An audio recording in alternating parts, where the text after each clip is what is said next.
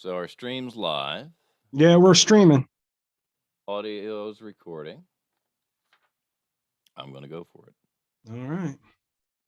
This week on the Media Virus Podcast, has Ted Nugent taken control of the National Park Service as 150 head of cattle are to receive death from above? 85-year-old Florida woman killed by alligator while walking the world's worst dog. If you miss all the fear-mongering and mind control from COVID, then don't worry, science predicts a new super flu coming your way. All this scrambling to cover because multi-talented food show guy Rayshawn Parker didn't bother to show up to the meeting tonight. Maddie's TikTok Nonsense Corner, and in honor of Black History Month, Stanley brings us yet another installment of his chilling series, How to Survive Dating a Black Woman, on this, the 120th episode of the Media Virus Podcast. And there's going to be an awkward break because I can't find my cursor to get the music. Here it is. It's the Media Virus Podcast.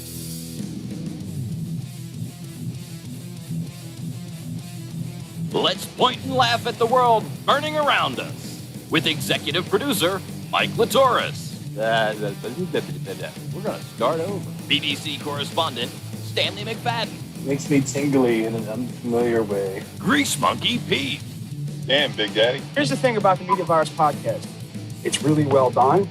And now, spreading the sage nihilism of an aged Gen Xer, your host and mine, the star of our show, the incomparable Maddie Rockdeath. Hot damn, do we have a show for you people this week? I am Maddie Rockdeath. Welcome to the Media Virus Podcast. Please like, subscribe, follow, and share. I want to take a minute to thank all of the new subscribers for their support and invite everyone to take a moment and go over to themediavirus.com and check out all of the awesome content. You can always give us a call at 646-VIRUS-01. You might make it onto the show. Who knows? Could happen. It could happen. Absolutely. And we would have found out all about this week's guest. That would have happened had he shown up. He's a TV personality, an author, a foodie, a fellow podcaster, Mr. Rayshawn Parker. Maybe. Yeah. Maybe there was a TV emergency that he had to. There could have been a TV emergency, but I'm just going to go. Hey, Rayshawn, what's your astrological sign? Oh, wow. Well, the reason I ask is because, I'm a Taurus, and I've been told by every astrologically inclined person that I am the quintessential Taurus. So I know a thing or two about bulls, okay? And they want to be left alone. They want to be free. They want to eat. They want to fight. They want to fuck. And there are brave American bovine living the dream of independence. No one's stealing their wife's milk. No one's sticking them with a hot poker. And no farmer who's been baling hay all day, baling hay all day. There's something wrong with me. Giving you a hand job when you think you're getting some. These, no. These bulls, the sum they've been getting is the real sum. And what does the federal government have to say about happy beings living free? Drone strikes. Or at least that's what I'm assuming. Mike, what's the actual story say? Well, a kill order has been issued for 150 cattle in Gila Wilderness, a protected backcountry area in New Mexico. I kind of hope, actually, instead of drones, I'm kind of hoping that they use the same game plan as the Chinese balloon and fire Sidewinder missiles at it. Can I just interject something real What's quick? that? Did anybody read the title of this one and think they were going to fire like cows out of the sky? Yeah, that does That does look like we're going to I pictured like a C-130, and they're just like, pushing them out the back. No shoot, just look. There's a cow. I mean, you're getting a hamburger either way. You know what I mean? That's funny. 150 feral cattle to be shot from the sky. For funsies. Let's see. The U.S. Forest Service announced in its decision in a news release explaining that feral cattle roaming the southwestern area of the state pose a significant threat to public safety and natural resources. The move, set to take place in part The in move. the Gila National Forest, sets the stage for more legal challenges over how to handle wayward livestock as drought maintains its grip on the West. The The first thing is, there's got to be like a farmer somewhere who knows how to break cattle. You know what I mean? All you got to do is come down and catch them. Well, yeah, I mean, as long as you point them into the corral and I mean, can't we like there's got to be like some better solution than firing these cows out of the sky. well, I mean, it's not like cats where like when cats are left to their own devices, they hunt and they hunt rodents and they're mean. I get it. Cows are big and scary and can be mean if they want to run at you and trample you and that sort of thing. But in the long run, we don't have to worry about feral cattle hunting our domesticated, like our pets. No, and if you have a cat you don't want, you just put it in a bag and throw it in the river. If you have a fucking cow you don't want, what the fuck are you going to do with it? I mean, right? Where do you? I've got a great idea. Where do you get a bag like that? I mean, Right? where do you get a bag that big? That big. I've got a cow great weighs idea. more than a Yugo. I've got a great idea though. How about we like convert a combine into like a mobile meat processor, turbocharge it, and just run them down. Like a hay baler, but you chase them down and it poops out hamburger. Yeah. Big square bales of hamburger. Square bales of hamburger. I like it. The first of those legal challenges came from New Mexico's Cattle Growing and Humane Farming Associations, which filed a lawsuit to stop the aerial shooting plan. A hearing on the temporary... You can't shoot them from a helicopter. Yes, we can. Fucking watch us. A hearing on a temporary restraining order was scheduled for Wednesday morning. If the government prevails, aerial shooting of the animals will take place from a helicopter Thursday through Saturday, according to the news release late last week. The memo defines feral cattle as cattle without brands, ear tags, or other signs of ownership. Gila National Forest. What a cow can't be free? Can't have free bovine running the countryside? So this where do you think bovine came from? You think we invented the fucking cow? This next sentence should really scare everybody because it speaks to the way that this is going to be handled. Gila National Forest officials are asking people to avoid the area. We're going to mow this fucker down. I mean, oh, hey boss, that I don't think that one was a cow. I mean, is that really what it comes down to? I want to take my chair out there and just pull it along behind me and see if they shoot at it.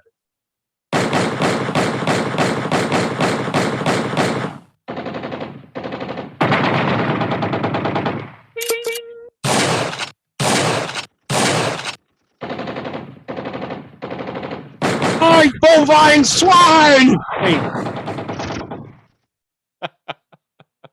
How about painting a car that look like a cow and just driving around in that? But seriously though, it was explained to me by like a chief of police that you can't get an accurate shot out of a helicopter, and I told him I saw Full Metal Jacket.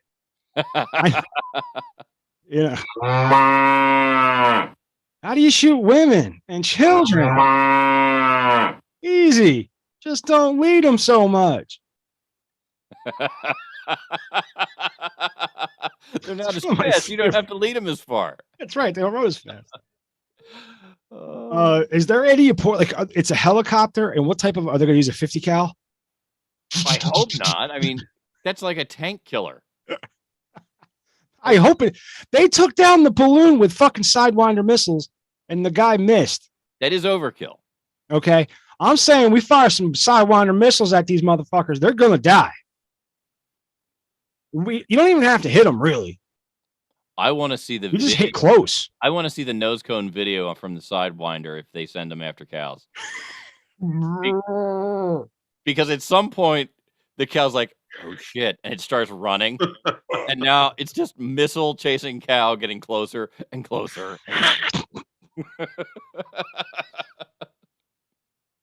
Well, now this was going to lead into a bunch of questions on how you would prepare beef that had been hit with a Sidewinder missile to the guest that's not here. Just, right. That's why this one led. That would have been a great segment, Matt. That would have been an amazing segment. That would have really killed and been really funny. First, you want to get yourself a nice shovel. That's right. Just start loading beef into a truck. Yeah, can you imagine all the shovel. people out there just shoveling beef into like their hatchback or whatever? That's the other reason they want people to avoid the area, so that they don't have like a bunch of Hondas dripping blood rolling out of the area. You know that there's like hillbillies out there going, there's free beef going on. I ain't fucking staying out of this area. Yeah, Harvey, I'm going to need the day off. Oh, you want to go buy down? You want to buy a side of beef? Are you going down to that beef shooting? No. Not if it precludes me from using a sick day. Because hillbillies use words like preclude. That's right. Well, they would use preclude, but they'd say perclude. Right. You know, you'd have to, or percude. Chewing tobacco. Oh, that's right. Yeah, but speaking of yeah, apparently untimely wasted. Well, I mean, it's not really. I mean, 85-year-old woman's that. I mean, come on. My thing is, now, see, this was going to lead into would you eat an alligator that had eaten an 85-year-old woman? Right? Because if you are what you eat, technically you're eating an 85-year-old woman. Technically, you're eating an 85-year-old woman. And then if he said yes, I would have asked him, "But would you eat an 85-year-old woman?" And then he would have hung up. Probably. Probably. No, not for dinner, but would you eat one? Not every day. Oh, wait. With enough barbecue sauce, I'll eat anything. Thank you, Pete. Thank you. You're welcome. Thank you. But I mean, how shitty's that dog, though? Didn't even warn her. I think you noticed on the show sheet, I didn't change your joke. I didn't have the heart to change your joke. I was so happy that to go in and find out that you had taken some initiative. Some time to look at things before I got to it, and I wrote in on the show sheet. Where is it? Dog feeds granny to lizard. Dog feeds granny to lizard. It's the last time she gives me Alpo. But the neighbors, if you think there's a better joke out there, if you think I'm missing the mark or something. It kind of hit me late while I was writing the show sheet, and I said, you know what, I'm going with it. This is where it is. But St. Lucie County, Florida, an 85-year-old woman was attacked and killed Monday by a gator in a Florida retirement community, according to News 6 partner WPLG. And thanks to News 6 and their partner WPLG from TMVP, because we're using their story. St. Lucie County Sheriff Office deputies and Florida Fish and Wildlife officials responded to the call about an alligator bite incident. Neighbors said the woman, Gloria Serge, could be Serge. Anyway, Gloria was walking her dog when she was dragged into the body of water by an alligator at the Spanish Lakes Fairway 55 and older community. One resident, 77-year-old Carol, said it was just past 12 p.m. when it happened. I heard kind of like a commotion, she said. I looked out and I saw the dog and I saw my neighbor. Carol first called 911 and ran, trying and hoping she could help. I just remember coming up and pushing her hair out of her face and I'm saying, swim toward the paddle boat. And she said, Swim towards the paddle boat, Barbara. And she said, that gator got me. I can't. The gator has me.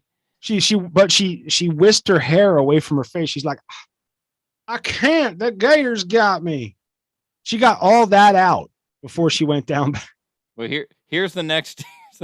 I got my longest shepherd's hook to try to hook her or hit him or do something, Carol continued. Hit him on the nose or something. I couldn't do anything, which haunts me right now. That's The victim was recovered and a contracted nuisance alligator trapper captured the 10-foot-long alligator involved in the incident. Authorities said the victim's dog survived and is in good condition. as long as the dog survived. FWC said the woman was pulled into the water by the gator after it tried taking her dog. Oh, it tried taking the dog. And the dog was like, no, fucking take this bitch. Yeah, I'm pretty sure that's how it went. Yo, either that or the dog was already working with the alligator. He's like, all right, dude, this is what I'm going to do. You don't eat me now. Okay, is that your chihuahua, right? Probably. You don't eat me now. This is what we're going to do. Sounds like a chihuahua. And I'm not making fun of Mexicans. Dog. This is what chihuahuas sound like according to Taco Bell. That's right. This is what we're going to do, man. You don't eat me now. And I'm going to bring you a nice, big, 120-pound woman. You know what I'm saying? Okay, that's it. It would have been funnier, but I didn't have much to go on. Quiero geriatrico. You care. We're going to need a bigger box.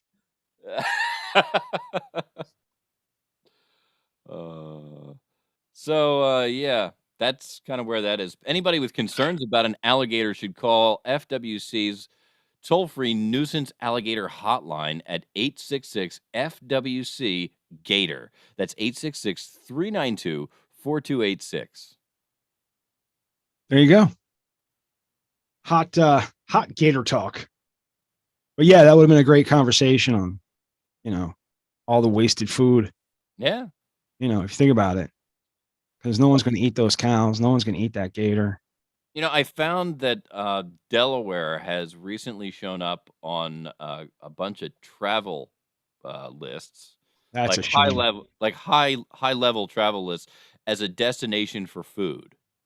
Like, because our in northern Delaware and in southern Delaware, our restaurant options have really been elevated in the past few years.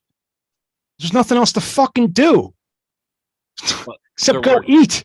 They're working on that. But to be honest, we do have some pretty decent food options around here, and we have for a long time. But it's starting to get some attention and some traction in some of the culinary guides that are out there for people who travel just to eat. Wilmington is actually becoming a destination. Fascinating. There's that. You don't see in restaurants anymore. You see one every once in a while. You see someone wearing a mask. Yeah. But it's not. And different areas I've noticed track differently. Mm-hmm. Like when we went to go visit our friend for the the last meeting we went to, I walked into that Wawa. Noticed a lot of folks wearing masks. Right. Okay. Around me, you might see one or two elderly folks wearing masks, and that's it. Yeah. It seems like the fear mongering is, people aren't buying the shit anymore. Yep. With driving for Uber, there's a handful of people that are still wearing them. And But is that for them or for you? No, I'm pretty sure it's for them. I'm not currently wearing a mask to drive unless I feel like I've got a real good reason to. Like, if somebody looks like maybe something shady's going on, and like I don't feel like I should be putting them out of the car, I'll put a mask on. Or if somebody requests, hey, I have a I'm compromised. I'm wearing a mask. I'd feel more comfortable if you would too. I will do that. I'll put a mask on Yeah. for you. It as long as you're friendly and polite about it. I mean, if you come in like Dude, that, I went I'm into, not I went in, screaming at you, it's not happening. I had to get blood work done. Uh-huh. Right. And I have a stance. I just have a stance is I am not fucking spending money on masks. I'm Okay. not going to fucking do it. If there's an establishment that wants me to wear a mask, and I had COVID, almost lost my foot, you tell me all the fucking things, whatever. If somebody wants me to put on a fucking mask, they better fucking give it to me.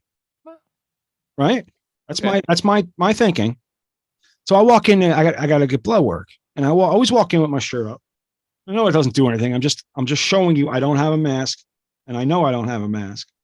And the first words out of my mouth are always, Do you have a I mask? have a mask.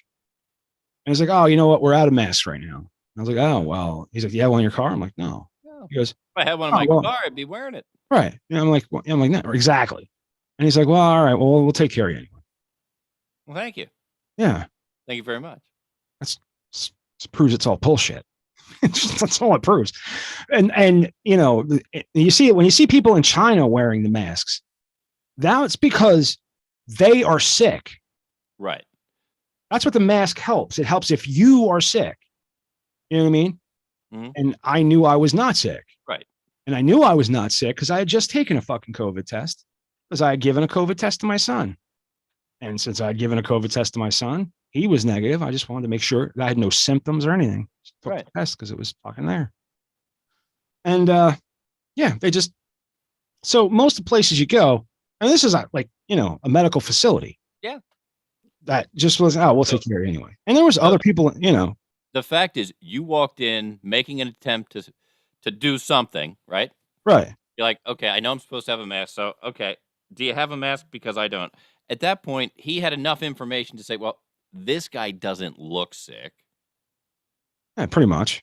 He's not acting sick, and he seems willing to follow the rules. He just doesn't have what he needs, and neither do I. So you know what? Fuck it, we'll help him.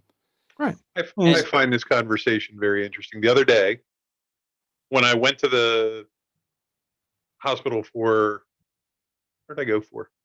Blood work or something. Uh-huh. No. I'm sorry. No, it was just walking in for my surgery the other day. We got in the elevator in the parking garage, and like two people came in after me and my roommate, and then two more people, and it got kind of packed in there. How many masks were worn? I looked around, like I was wearing a mask because I was like, whatever. My So you roommate was already wearing a walked mask. past 3 signs that said you had to. Right. And I'm pretty sure there was a sign like before you get in the elevator, you have to wear one to go into this facility. Literally, I think there were 6 or 7 people in this elevator. I looked around, and there was this nurse or somebody in scrubs in front of me didn't have a mask on. And like, Yeah, probably she didn't feel sick. yeah, She knows the fucking truth.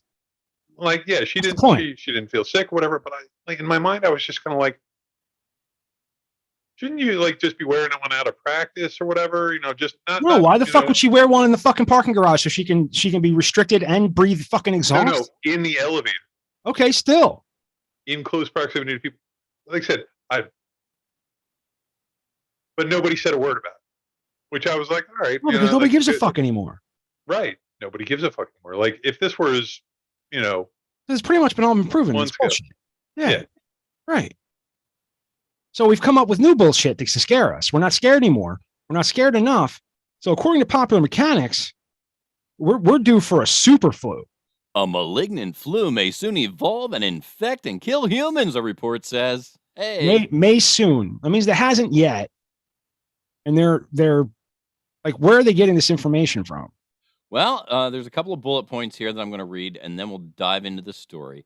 A mink farm in Spain is the site of concerning research regarding the spread of avian influenza. Researchers believe the bird flu is transmitted across minks on the farm, a troubling mammal-to-mammal spread. The outbreak at the mink farm opens a new worry for because if a mink can get it, then Right, they're mammals, right? And Yeah. so last fall on a mink farm in Spain, H5N1 avian influenza likely spread across the animals. The outbreak resulted in the death or culling of an entire group of 50,000 mink. Or minks. Yeah, 50,000 minks. Why should you care? Because it may have marked the first known case of mammal to mammal transmission of the deadly virus known as the bird flu, according to a new study. So And wait, what that mammals doesn't did he get it? Did they get it from? mammal Mammal to to mammal. mammal? Yeah, mammal to mammal being mink to mink. Typically, bird flu, you have to catch it as a mammal. You have to catch it from a bird. You don't catch it There from could have been just a whole bunch of birds around this motherfucker, around this whole thing. Could have been a lot of birds. Just potentially one bird that really liked minxes. minks. Minks. All right. One is a mink. I know a mink coat. And that doesn't pretend anything good for humans. The bird flu has proven scary enough with its occasional spreads from birds to mammals of all sorts, but the study published in Eurosurveillance, yeah, great, right? Eurosurveillance, calls the latest devastation of mink sicknesses and deaths especially concerning. Our findings also indicate that an onward transmission of the virus to other minks may have taken place in the affected farm. Holy shit. That raises the alarm that humans could be next. This outbreak signals the very real potential for the emergence of mammal-to-mammal transmission. Michelle Will, a University of Sydney researcher, tells CBC News, it could have deadly consequences. Isaac Bogach, an infectious disease specialist, tells CBC. This is an infection that has epidemic and pandemic potential.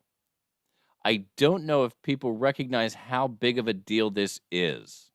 Well, that's comforting. What we should do is kill all the birds. The H5N1 avian influenza is notorious for a near 100% mortality rate in birds. While mammals aren't catching the virus at the same rate as birds, they aren't immune to its effects. Bird flu has a global WHO mortality rate of greater than 50% for humans. So far, the human infections linked to contact with an infected bird, which is why the mammal-to-mammal possibility becomes troubling in this entire scenario. If a mammal, such as a mink, can become an intermediary host, the virus can then mutate and pose an even greater risk to other mammals, including humans. And so that's what's concerning about this, according to Louise Moncla, a University of Pennsylvania School of Veterinary Medicine assistant professor, told CBC News. It's that this is exactly the kind of scenario that you would expect to see that could lead to this type of adaptation, that could allow these viruses to replicate better in other mammals like us. Dun, dun, dun. Yeah. Ladies and gentlemen, H5N1 bird flu Coronavirus. could mutate and transmit among us. All right. Well, as long as we're properly terrified, everything's fine. Yeah. And speaking of dying, a terrible thing. Richard Belzer, extraordinarily smartass as a comic and a TV cop, is now dead at 78. Yeah, that hurt. Munch. I mean, I loved Bell's stand-up years ago.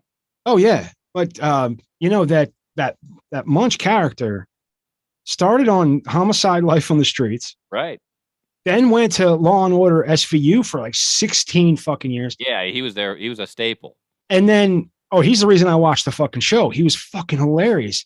Him and the guy that played Mayhem were in the first season before they got Ice-T. The guy that played Mayhem left, right, and Ice-T came in. I liked the guy that played Mayhem, and I liked him when he came back as the same character, but in a different. He was working for IAB or some shit. Right. That was fucking awesome.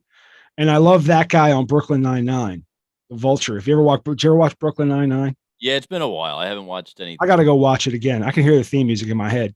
Dude, Andy Samberg is a genius. Anyway, I was, but there was 8 other shows that he played that character on. And he was on some Sesame. I forget what Sesame Street fucking VHS tape I have for my kid. Yeah, He was on. I mean, he was really a decent guy. He was just a smart ass and was just hilarious. He was very he had some pretty harsh stances on things and was backed his opinions up. In fact, he lived in France. Yeah. That was because he didn't care to be here in the wake of some. I don't remember specifically what it was that He lived in France most of his life. He spent a lot of his life in France. Yeah.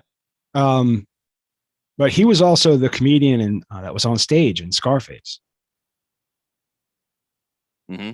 Richard Belzer. Mm-hmm. Yep.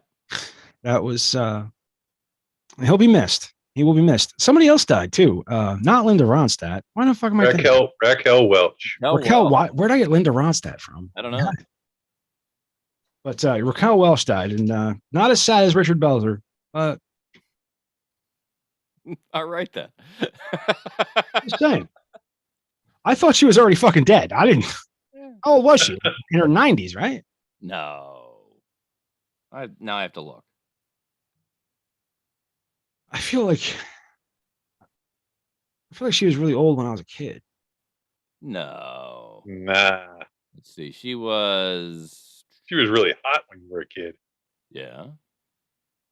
And continued to be hot probably well into your young adulthood. And she was in her 80s.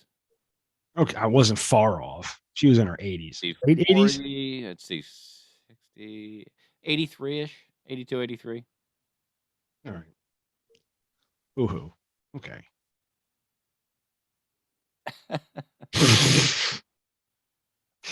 A terrible thing to say. Oh, you're a terrible person, Matt. I know. All right. Well, coming up after this, there'll be more of me being terrible. We don't have anything planned in the B block because again, we are Sans guest. And that was everything we had was in there. But I'm going to go find some. We have some Everfresh articles in the old link list. We're going to have to dig up. Pop open. Yeah, pop open the vault and see what's in the Everfresh and see what's going on. So hope check us out that'll be your Saturday podcast, B Block. Yeah. This is your Friday vibe, or Wednesday if you're watching it now. But it's Friday if you're listening to it on Spotify. Just so everybody knows, it's not Wednesday now. No. If you're listening to it on Spotify, but it is Wednesday now if you're watching the live stream. But if you're watching the live stream later, who the fuck knows what day it is? It could be Thursday. Dude, it could be Tuesday. Monday, right? Tuesday, right? Fucking anything. And, that's just the nature of podcasts. I mean, it'll first be available on Friday, Saturday, and Sunday, as we said, for the A, B, and C blocks. But, I mean, there's so many of them out there. You could listen to them on any day you want, sometimes twice. You could listen to them twice, 3 times if you miss something. And it's easy to miss because we go real fast and you could be laughing at one thing and miss something that Pete said. That's right. That happens. I often miss laughing at things that Pete said. Yeah, I missed that too. You can always give us a call at 646-VIRUS-01. That's 646-VIRUS-01. You can check us out on TikTok, Instagram, the Media Virus Network. You can see everything the Media Virus at themediavirus.com. You can even send me an email, Maddie@themediavirus.com. Did I miss anything, Mike? I don't think so. Oh, fucking A. I think we got it. All right. We'll be back with an all on the fly, no net B block right after this.